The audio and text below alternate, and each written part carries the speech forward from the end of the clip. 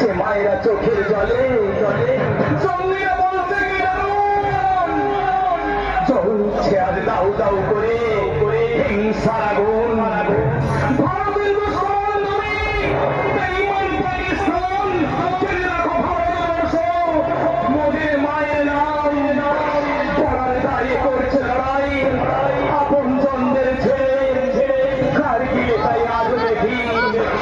ভারতের পতাকা উড়ে বারবার জঙ্গি হামলা